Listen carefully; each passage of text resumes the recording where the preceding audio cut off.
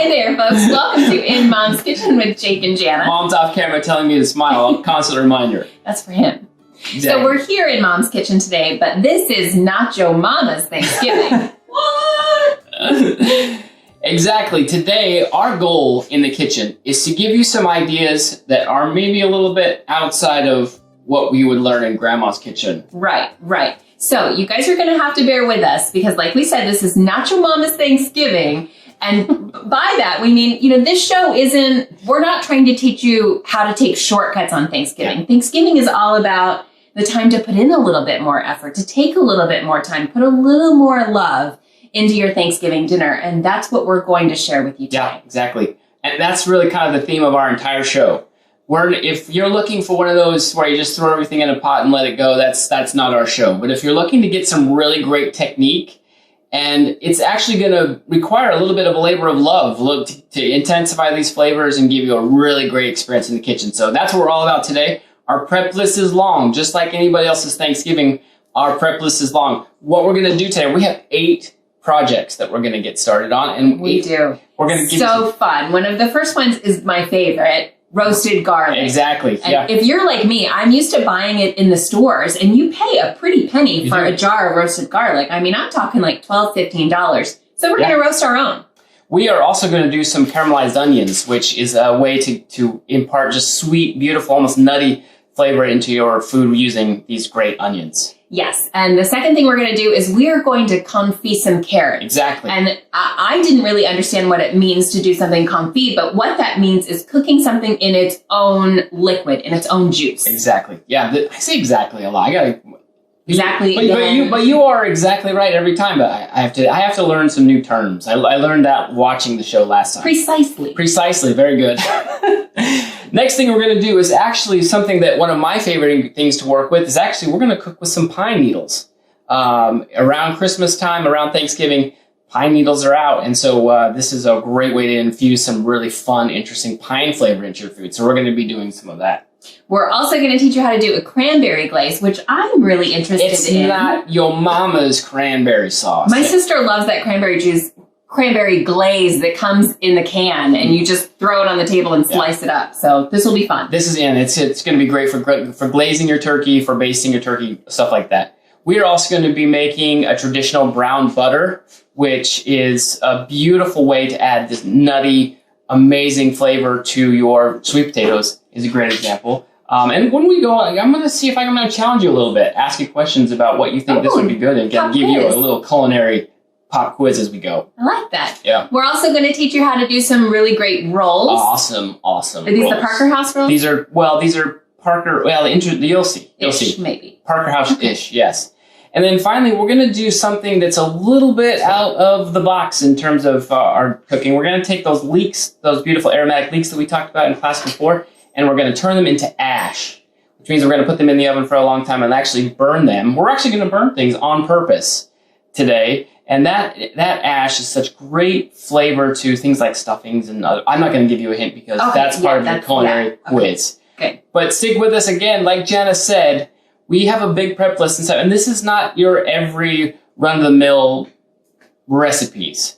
This is Nacho Mama. We're going to keep emphasizing that. This is Nacho Mama's Thanksgiving. Just some tips. And these are just these things to add to your food. We're not going to show you how to make mashed potatoes or show you how to roast the perfect turkey. We are going to give you things suggestions and ways of imparting more flavor into your food, more unique and interesting fun, so your guests will just talk nonstop. Especially if you put down some pine needle ash and some leek ash and talk about what cool flavors. Will that stuff keep?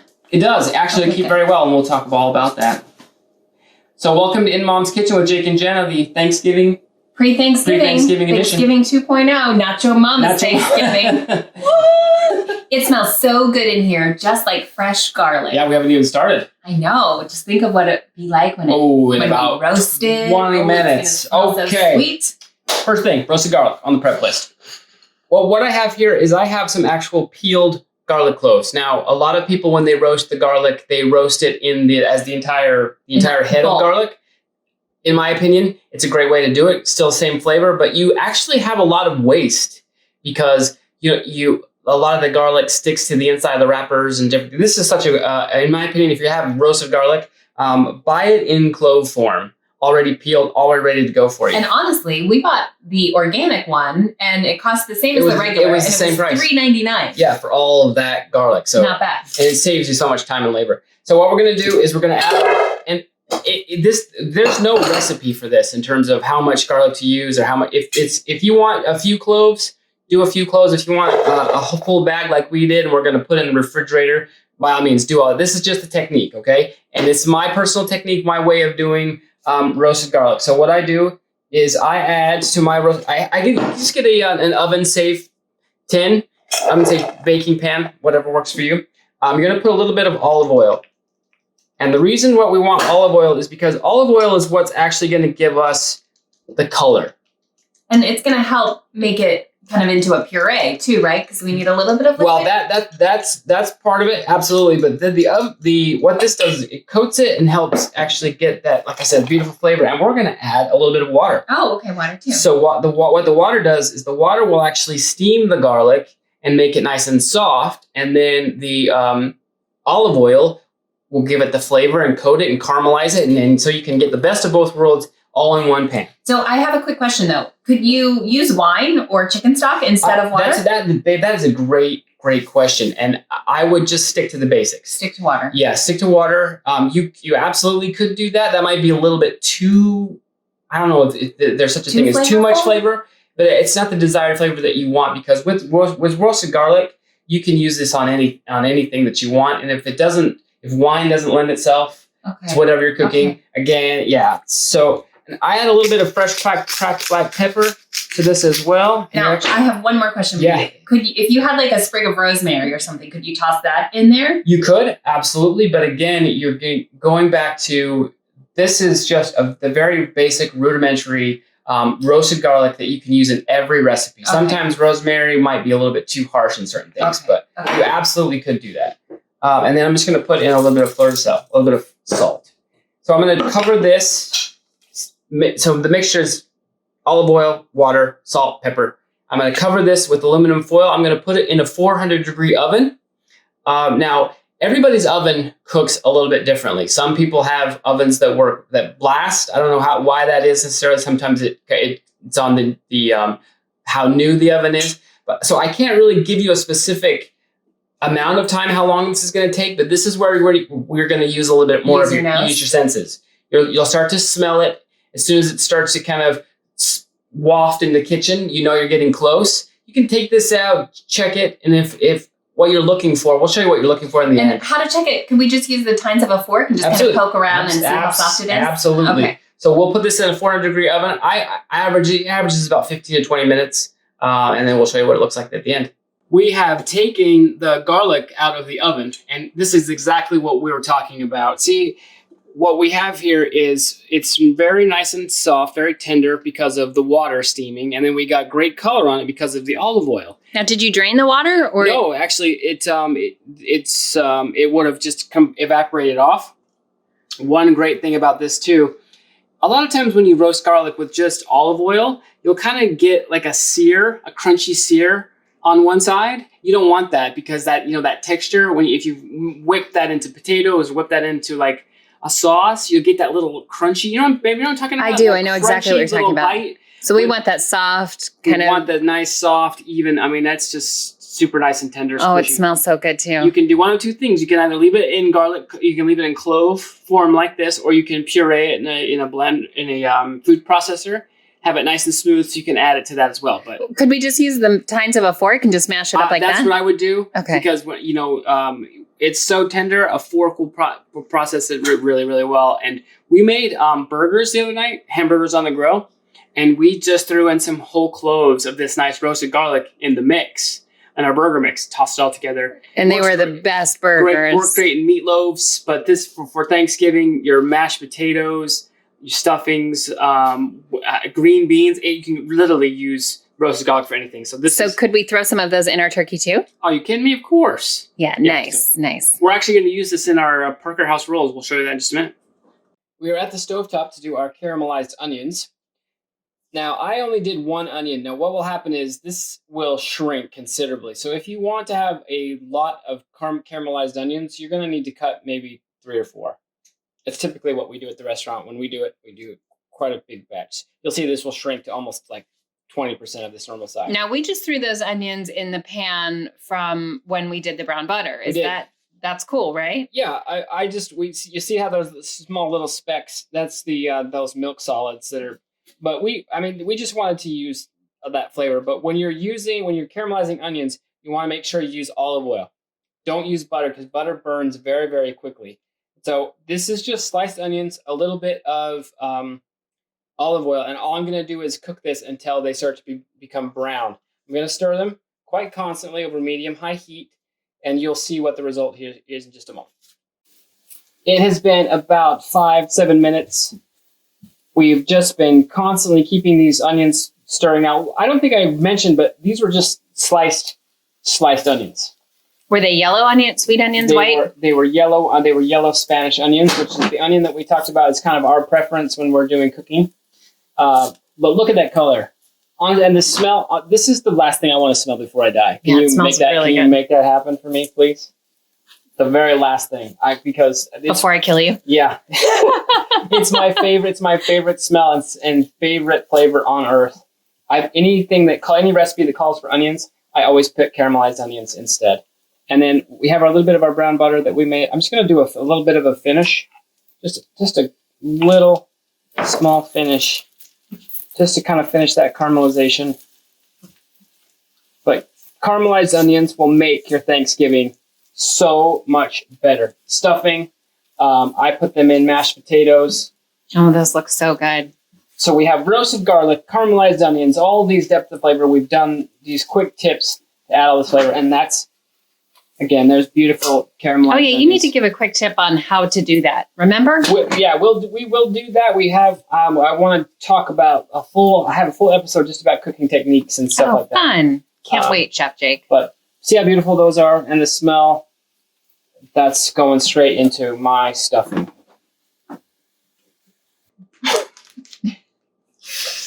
Well, welcome back, folks. We're on to the next item in our prep list, which is preparing our carrots confit. And exactly. Chef Jake wanted to get started, so he has prepared it, and he's just going to tell you save some time because our videos tend to get a little long sometimes. Yeah, we're sorry. Because I'd like to. Anyway, confit. Whenever you confit something, it's a French term, and basically you're cooking it in its own juice, its own natural fats or juice. Carrots don't have fat, so exactly. We're using carrot juice today. Instead of just boiling these carrots in regular water, what I want to do is I want to actually use a plastic bag. Now, this is very common. It's a common for chefs to use a method called sous vide, which sous vide is French for under vacuum. It's this idea of cooking things in plastic bags at controlled temperatures. In temperature-controlled water. It's a temperature-controlled water bath. It's a little stick called an immersion circulator. We're not going to get into that yet because Christmas episodes, it's a great Christmas gift for those home cooks and people that you know that love to cook. So we're going to talk all about sous vide in December. Going to get you excited about that for Christmas. Today we're just going to be using a basic method of using a plastic bag, cooking inside we're just going to use some regular boiling water. But what I have in here are my carrots, and the carrots have been peeled. But what I did was I returned the carrot peels back into the bag, added the carrot juice. I added some aromatics. I added some things like thyme. I put some ginger and some garlic in there. I also added a little bit of honey to sweeten it up. Now, what we're going to do is we're just going to cook the carrots in their own natural juices. They're going to become so much better. They're going to be, I know this isn't a word, but they're going to be extra carroty. It's just a great way of cooking vegetables. I do it all the time. At any restaurant where I'm the chef, we like to have a juicer. So I like to juice everything. I juice everything, and then I actually cook those products in their own natural juices: peas, green beans, asparagus. I juice a little bit, and then I add it to this a bag like that. There's also a thing if you have a vacuum sealer at home. I don't know. I know many of us don't have that, but for chefs who also have, there's a thing called compression, and it's the idea of compressing that juice. Using the vacuum sealer to press that juice. Watermelon is a really great example. I love to juice watermelon, cut the little cubes of watermelon, add the juice, and then suck all the air out. what that does is that compresses the flavor, adds that extra watermelon juice into the watermelon, makes it extra flavorful. It's kind of the same concept as this. We want these carrots to not only be really nicely and well cooked, but we want them to taste and have great flavor. And if I was just to boil them in water, you wouldn't get nearly that flavor. All that I would think it would lose flavor. It does, and all that great nutrient would be gone. So we're just infusing the carrots with even more of their natural flavor. Even more carrot juice. And hence the carroty carrots. Hence the carroty carrots. So this is also a great way to cook your sweet potatoes. You can also use carrot juice because the flavor profiles are very, very similar.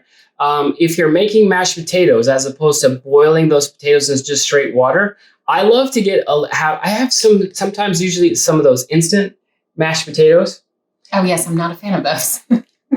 so that's a lot of mixed feelings about those mixed potatoes, but actually if you add 2 tablespoons of those potatoes to 2 cups of water, you get that flavorful potato water, so you can actually confit your potatoes in that water. Cool. It's a really, really great way to do that. But carrots are my favorite vegetable of all time. I love carrots, and so for Thanksgiving we wanted to do carrots, and we're also going to be doing green bean almondine. We're going to do something very similar to our green beans. We're going to juice some green beans, add that liquid, and cook them in. We're not going to do that today, but this is a quick demonstration. What we're going to do now is we're just going to put these carrots into some boiling water. Just let them get nice and fork tender, and then when we're done, I've also done my very best when I go to the grocery store when I'm picking bunches of carrots. Try to find carrots that are very similar in size. That way, they all cook evenly at the same time. For doing this method. Always leave them whole. I think it's such a beautiful way to present your carrots too. When you present them whole, maybe just cut in half. Leave a little bit of that stem. Like cross section them. So many people, they just cut their carrots into small little. I think it's just a beautiful, just give a nice whole roasted carrot on the plate. And we can also use rainbow carrots too if you wanted to do I would actually prefer you use rainbow carrots. Right. And this method still works with the carrot juice. But really try this method of confitting your vegetables, cooking them in plastic bags as opposed to water. It's now time to cook our carrots. We have them in our carrot juice in a bag. We're going to drop them into our pot of slightly boiling water. You don't want it to be a roaring boil, just a little bit, just a little bubble. Drop them until they're completely submerged. And then I like to get a little document clip and then just clip my bag to the side. That way it stays in place. We're going to let this simmer slowly for about 30 minutes until the carrots are nice and tender, and then we're going to serve them up. Next up on our prep list today is pine ash and leek ash. Exactly. It sounds a little bit crazy, right? It sounds a little daunting, maybe? It does, and people are going to think we're crazy. My cooks at the restaurant always think that this is a little bit on the nutty side, but trust me, this is going to give you something that you're going to be super excited about, and it's a great conversation piece at the dinner table. So we have our leeks. We talked about leeks being this great aromatic in the onion family, smell a lot like onions. This is a great technique to do when you have leeks that are actually turning bad.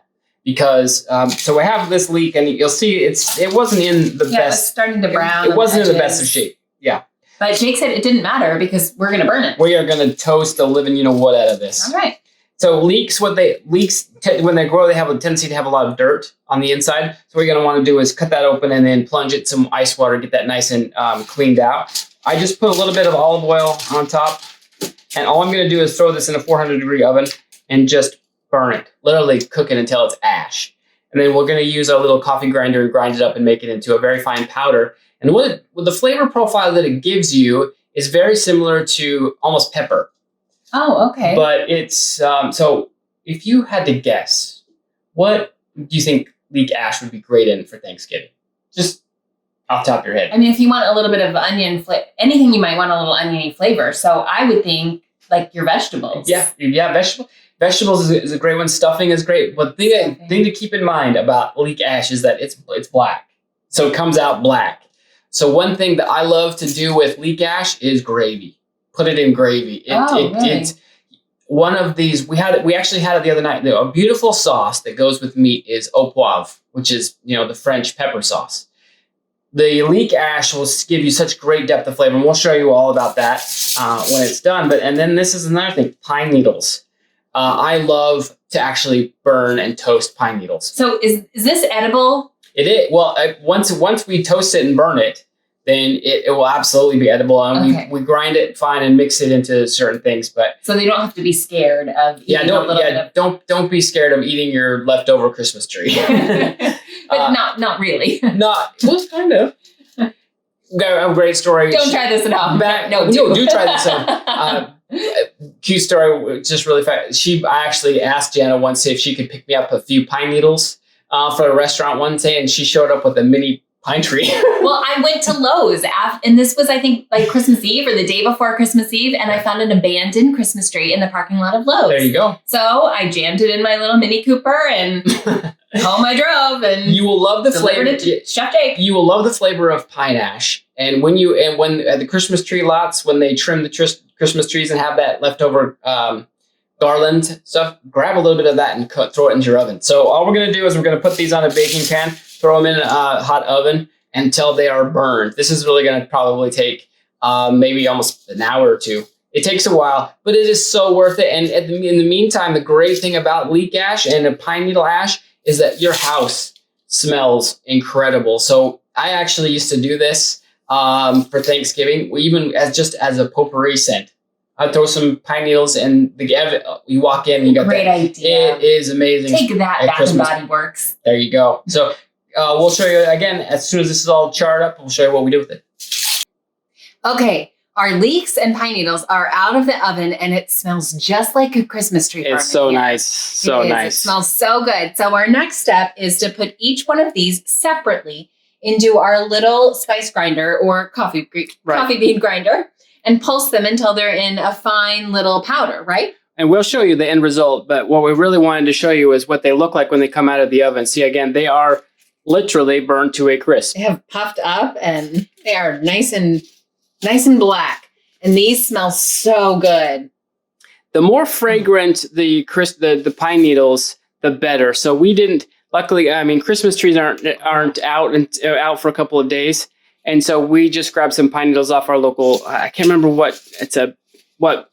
palm or what pine what tree. What kind of pine tree? Yeah, I don't. We'll have to put that on. We'll put that on the website. We'll have to look it up. We'll Google it. But if you can find a spruce or something like that where the pine needles are really fragrant, I mean, these will still be really nice. The flavor will be great, and then the leeks, such a beautiful thing. So good. So when we have this, what we're going to do is we're going to use this in place of pepper throughout all of our recipes, whether it's stuffing, our green bean casserole, and especially in our gravy. It adds such a beautiful depth of flavor to all of your gravies. A nice way to flavor a dish without using pepper. Exactly. Okay. Impart a little more flavor. We'll show you what it looks like in the end.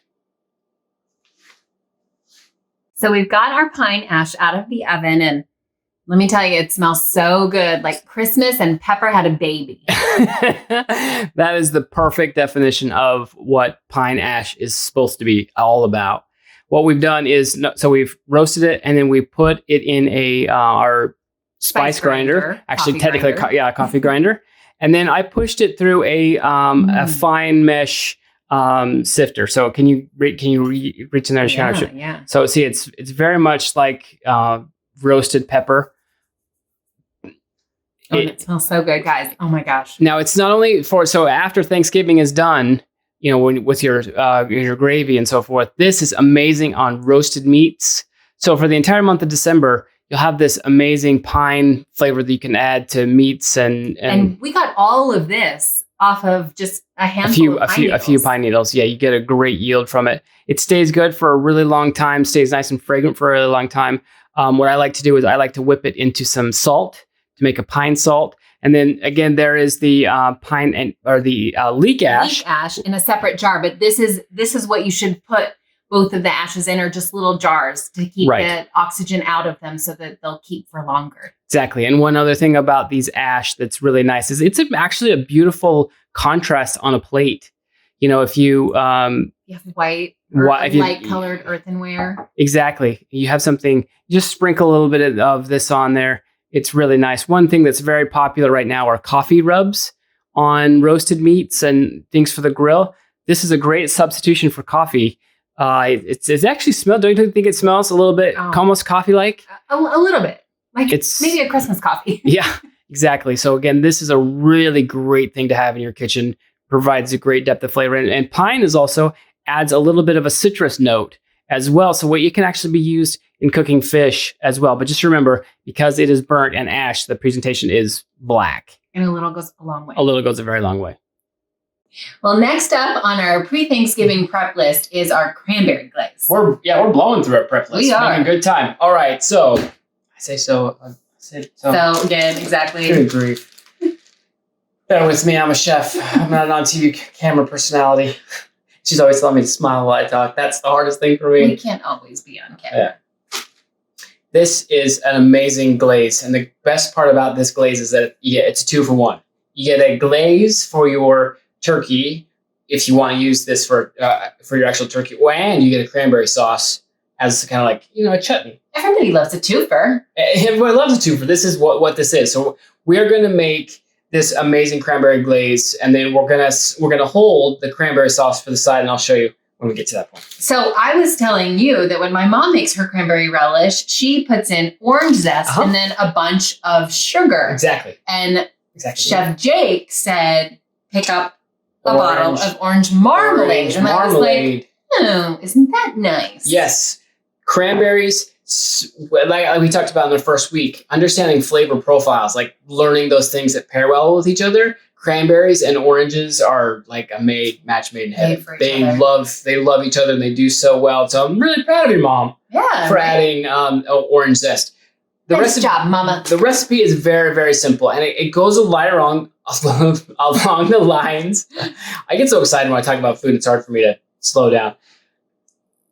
We're doing our layering of flavors just like we've been doing every other time up until this point. So the ingredients are really simple. Our aromatics today are our standard onions, garlic, and ginger. Yep. We are using the little frozen cubes that we highlighted in one of our little Trader Joe's secret. Yeah, and they're not just Trader Joe's. I've seen them actually in most grocery stores. There are these little, if you don't have garlic and ginger on a regular basis, you can buy these little frozen cubes, keep them in your freezer, and always have it. And so we're going to use those today. And then we've got some sliced onions. The aromatics that we're going to be, the spices that we're going to be using today. Oh, let me pick. So thyme leaves, fresh bay leaves. Exactly. Is that curry powder? That is cumin.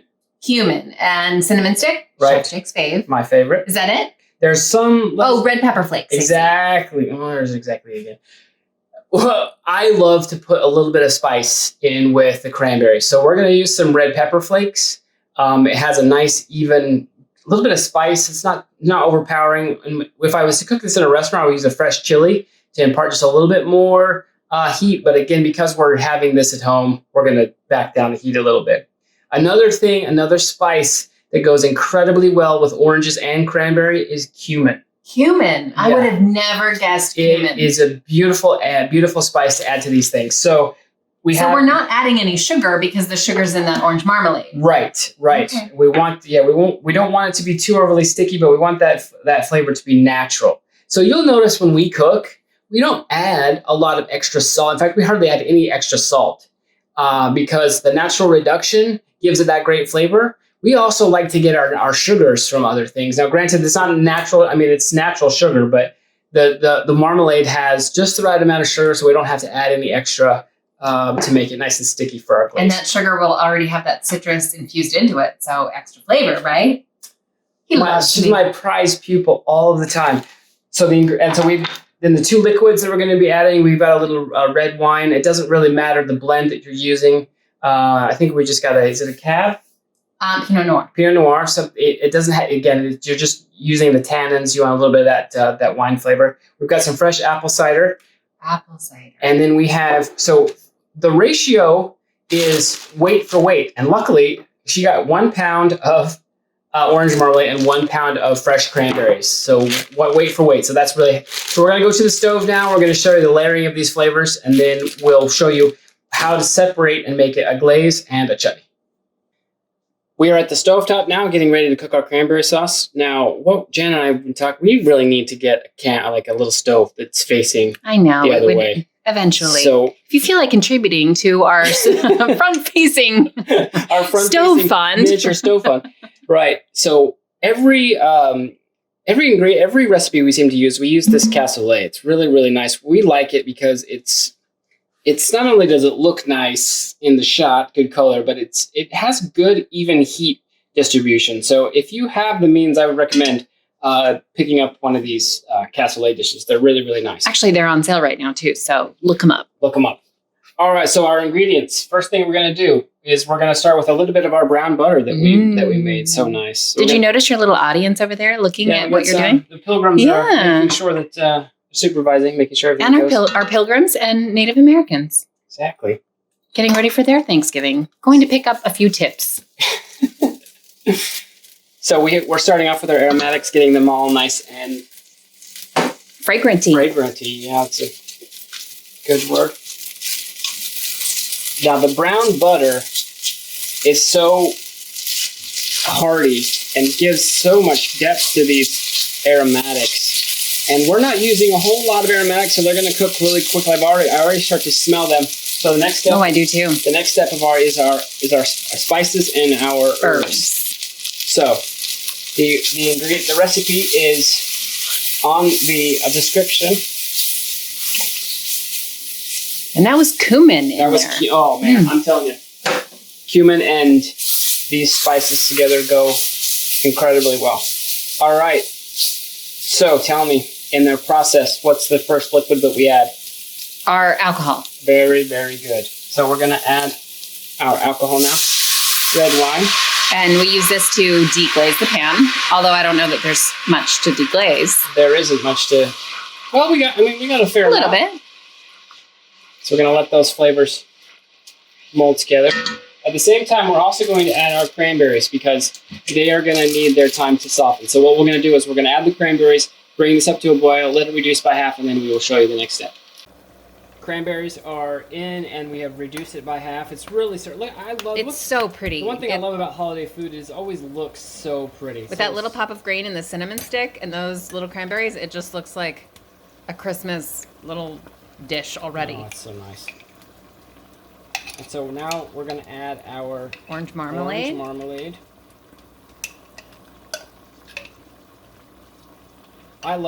We've talked about my love of fruit juice. And citrus zest. But marmalades too is another. I love cooking with marmalades and jams and syrups. You want this last little spoonful?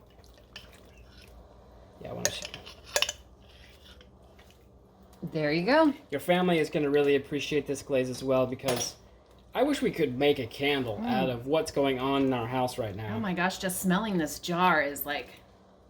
Yeah, the great thing about... intoxicating. The great thing about orange marmalade, honestly, is that it does give great orange flavor, but you've got the chunks of orange zest in there. Oh yeah, man, this stuff is crazy good. If you can find the good natural, all organic, 100% natural orange marmalade, it really is. I saw that, so I should have bought the Polaner all fruit orange marmalade. You know what, it's all relative in the end. It's just all comes down to the idea of there's a little bit of corn syrup in this particular type of marmalade, but it's a great thickening agent. So we're gonna our next ingredient is our apple cider. So we're going to bring this up to a boil, let it reduce by 1/2, and then we will go from there.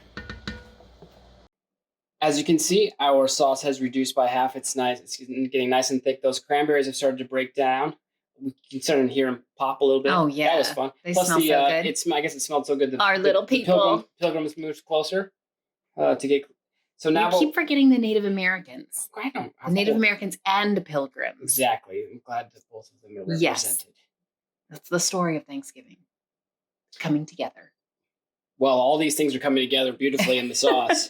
We've got a layer. We've got great layering. Everything's starting. So we are now going to put the lid on, and we're going to let it steep for 15 minutes, and then it will get nice and sticky, and then we're going to go from there. This is what I'm talking about. So we pureed our mix. Just pulsed it, just for a few seconds. We don't want the cranberries to get too finely pureed and separate. So here is our amazing cranberry chutney that we can add to turkey or so forth. Like we said, if you like it sweet, add a little sugar. Use light brown sugar. It's my suggestion for you instead of just regular table I was sugar. going to ask that. Good call. And then underneath, in this beautiful bowl here, we have our glaze that we can use to, tonight for dinner, we're going to actually glaze a ham. This is an incredible glaze to have. You can baste your turkeys if you like that little bit of extra cranberry sauce, but great. You should turn it around so it looks a little bit more presentable. There you go. Yeah, that's better. But beautiful, sticky, sweet, tart, bitter. It's got all those complex layers of flavor. So we are at the stovetop now. We're going to start our brown butter. As you can see, this is just a regular butter, unsalted. I would recommend, actually, anytime you're using butter, I recommend using unsalted. That way you can always be in control of your salt. So what we have is the pan that we're using is a stainless steel pot. You don't want to use a non-stick Teflon pan. Why is that? Well, because the thing about brown butter is we want to be able to see when it turns brown. Oh, okay. And so by using this stainless steel, we can always visually see how our butter is doing. Now, if someone doesn't have a pan like this, could they use a clear baking dish and do it in the oven? No, unfortunately. Okay. I think that if you can do your best to find, it doesn't have to be a particular saute pan, or it doesn't have to. You can do this in a pot as well. I think most people have a stainless steel pot of some kind. So all we're gonna do is can just stir this, and so that what's gonna happen is this foam is gonna come off, and that is just water, and it's just like all of a reduction process that we're doing. So what's gonna happen is we're gonna get these little bits of brown stuck to the bottom. Those are the milk solids. And those are actually what we are browning up. And how long should this process typically take? It typically only takes about five minutes. It all depends on the amount of butter also that you're browning, but it's very, very quickly. Also, one thing to keep in mind that once it starts to go brown, you're going to use your senses and it's going to smell nutty. Okay. You're looking for that. As soon as it starts to smell nutty and you start to see it kind of turning color, then you're going to want to pull it off the heat. So here's a question for you. If you wanted to brown a few sticks of butter, would you do it all at the same time or one stick at a time? Yeah, that's a great question. You would actually do all of it all at the same time. Okay. Yeah. And so you see that foam, that's just that extra moisture. Now, is this what clarified butter is before it gets to the brown butter stage? Yes. So this milk fat, this foam is what we would take off the top in order to make clarified butter. That's a great... Look at you. You're so smart when it comes to this stuff. Brown butter is one of my single favorite ingredients in all of the kitchen. I love making brown butter because I smell like butter for hours. And who doesn't love butter, right? You love it when I smell like butter. Butter makes everything better. It does, and brown butter is even better than just regular butter if that's possible. So, what would you think of for brown butter? What are some uses that you can think of? Oh, it's starting to turn. I see it. It's starting to brown. Would you baste your turkey with brown butter? You could, right? You absolutely could. Some of your favorite. What's your favorite vegetable? Green beans, almondine. It would be great on green beans, almondine. But sweet potatoes. Sweet potatoes. Around. Oh yeah. Sweet potatoes are great. Just want to use a rubber spatula and just keep moving around those little brown bits. Yeah. Now, is that called fond? That is called fond. Yeah. That's the milk solids. So you'll see here now. I'm going to pull this off of the heat. Turn the heat off. Because there is a thing called carryover cooking, and carryover cooking means even though you've taken it off the heat, it still the cooks. pan is still hot and still warm. So you see that nice, beautiful brown color. It's gorgeous. And I wish you could smell it in here. It's nice and nutty. Oh, it smells so good. So this brown butter is such an amazing ingredient to have at Thanksgiving. You can literally put it in anything. Stuffing. Could you, if you wanted to take your pumpkin pie to the next level? Oh, absolutely, you could. Really? Yeah, one of my favorite buttercreams out there is actually the use of brown butter. So even for baking, instead of using regular butter, use brown butter. Exactly. Cool. So what we're going to do is we're just actually going to put this in just a little glass jar and hold it. But brown butter, always have some in your fridge. It's such an amazing ingredient, especially at Thanksgiving. So you'll see what we've done. We have our like that nice. We got some good color. Beautiful color. It smells really, really nice. Oh, it smells so good. And I was telling Chef Jake, I was smelling that and I said, we have some leftover cornbread from last night's chili. I bet this would go really good on a And I want to see this because this is the first time you've ever tried brown butter, right? Oh, yeah. It's so great. Think about this for your stuffings. So excited. Sweet potato casserole. Mmm. See what I mean? That nutty, beautiful flavor adds such an element of depth to your flavor. Brown butter is just a smidge more. Absolutely. That's so tasty. Do this at home. It's well worth it, I promise. Welcome back, folks. It smells so good in here. And what's next We've been busy. Yes. And what's next is Jake's mother's famous Parker House rolls, but we've got a spin on them. Right. So Mom always made the best Parker House rolls, and it was always she made it look so easy. And it actually is a very, very easy recipe. So the only piece of equipment you're going to need is a muffin tin. And so in the freezer section are these the Parker House, the little dough balls. Traditionally, most people just throw these on a baking sheet and then just bake them. Like what Mom does is she actually used to put the two ends together, and then what happens is they proof. They'll pop. They'll raise, and it's they've got a kind of a fun, interesting shape. They do. They kind of look like little cute baby butt cheeks. Yeah, and so what we're gonna do is we're gonna let these proof and rise, but we're gonna take it one step further. And I noticed this once when I was making these rolls. So what will happen is they will raise, form these little baby butt cheeks, Janna said, and they pull apart. So these two halves will pull apart very, very nicely. So what we do is grab a sage leaf, and in between, we're going to put a little sage leaf in between the two little cheeks. In between the little cheeks. This is our beautiful roasted garlic that we've done, nice and tender, ready to go. I'm just going to put one clove of roasted garlic in there too. And I had a little taste of the roasted garlic, and it is so it's good. Awesome. And because it's so nice and tender, it will literally like stick to the roll, and then you're going to press that sage leaf in there. Sage leaf right in. And it's going to impart such a magical flavor into those rolls, isn't it? Right. And so we're going to fill this pan, and then we're going to let them rise. It takes about, on average, because these are frozen little dough balls, it takes on average about 3 to 4 hours for them to rise. And then what we're going to do before we cook them in the oven, we're actually going to baste them with brown butter. Brown butter is a great suggestion.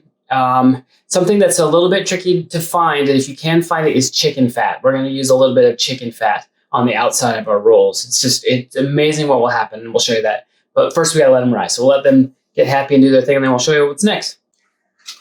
As you can see, our rolls have doubled in size. It's been about 3 hours. What I'm going to do now is I have a little bit of duck fat that I'm going to just brush over top of my rolls. You can see they get a nice caramelization on top. Put them in a 350-degree oven for about 10 to 12 minutes. Keep a close eye on them. One great thing about these rolls is if you underbake them just a little bit, they are super tender, and that's really kind of the best result you want. This is what the garlic sage rolls look like when they come out of the oven. They've got some good color on top, on the sides. But then when you crack them open in the middle, you have that beautiful sage leaf and some roasted garlic.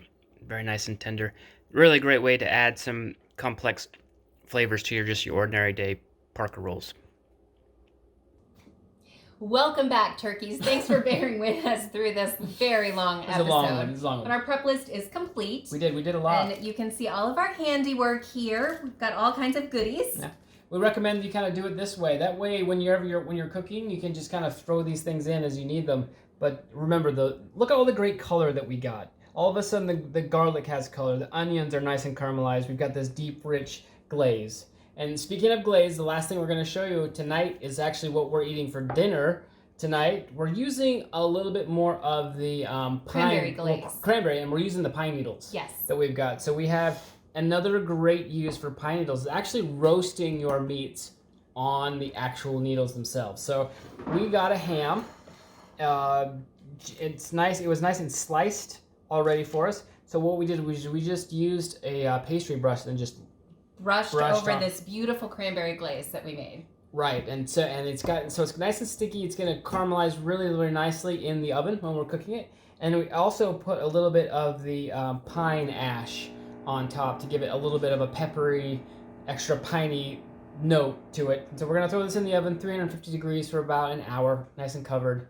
And a great, great glaze for your turkeys and your hams. And we just want to say good luck on your Thanksgiving Day prep. We will see you next week. Take care. If you have any questions, DM us this week. I know it's a busy week for cooking, and to have a resource at your fingertips, all you have to do is send us a message. We're happy to reply with any cooking questions you might have for Thanksgiving. Drop us a line, you turkeys. Have a great Thanksgiving.